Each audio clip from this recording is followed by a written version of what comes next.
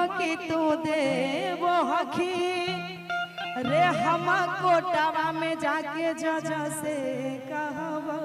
अच्छा अरे गौरव भैया इसी का अंतरा है, दिखाइएगा। चाहे बेटी कितनी प्यारी हो कि घर घर में घुमाना चाहिए कि मगही वाले को अपना कोई धुन नहीं है, दूसरे का धुन चुराना ना चाहिए।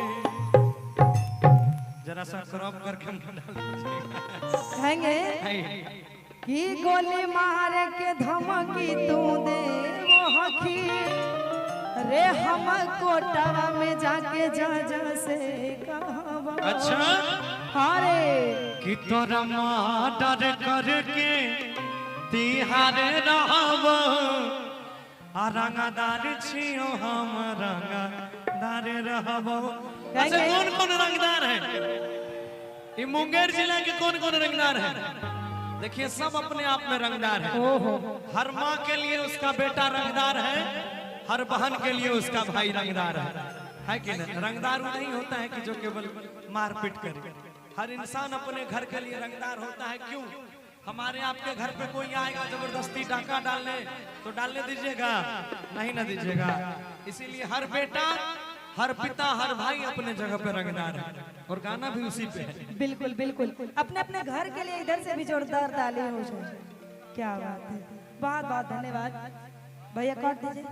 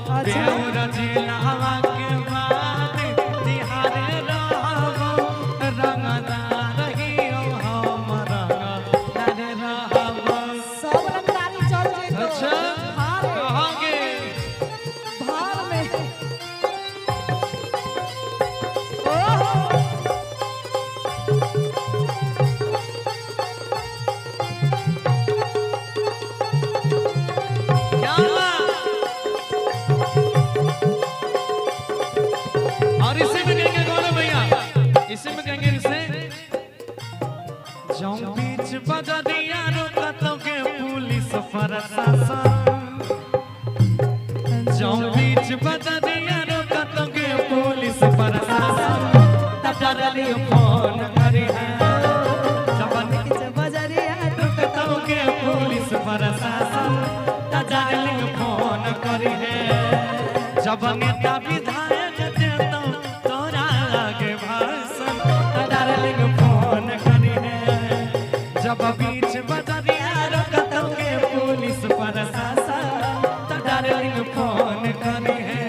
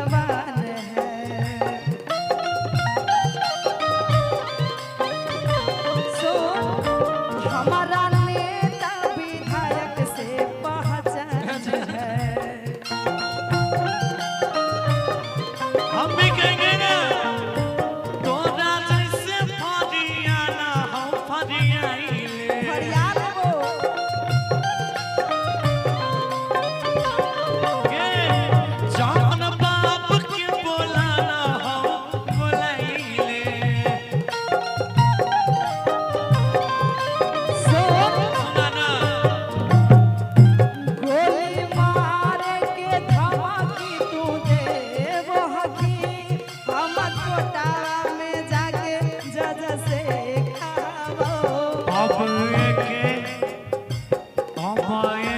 47 के सहारे रहबो रंगदार हियो हम रंगदार रहबो देवर जिलावा के बात तिहार रहबो रंगदार हियो हम रंगदार रहबो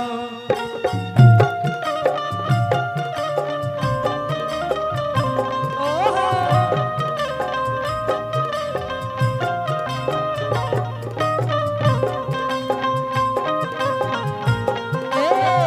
तो मेरे ढोल सजना तो अब हार गया अपनी गलती से बेउर करार गया पैसा वो ना काम देता लोग वो ना काम देता लेता अब तोरा के बचाए जहिया बेल लेके आइबो तहिया तोरा के देबो भोखर छोड़ा जहिया बेल लेके आइबो तहिया तोरा के देबो भोखर छोड़ा ओ मेरे ढोल सजना तू अब हार गया अपनी गलती से बेउर करार गया पैसा वो ना काम देता लोगा वो ना काम देता लेता अब तोरा के बचाए जहिया बेल लेके आइबो तहिया तोरा के देबो भोखर छोड़ा जहिया बेल लेके आइबो तहिया तोरा के देबो भोखर छोड़ा ला ला ला ला ला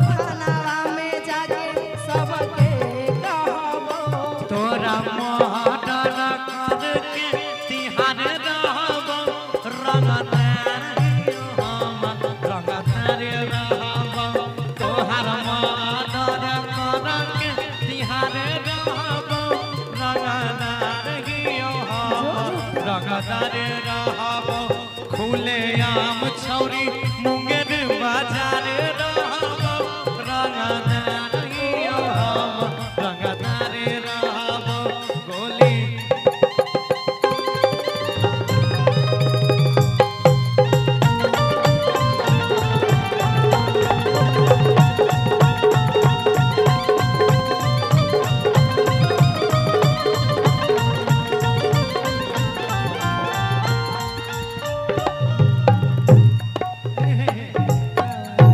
जीन्स में बड़ा अच्छा लगा।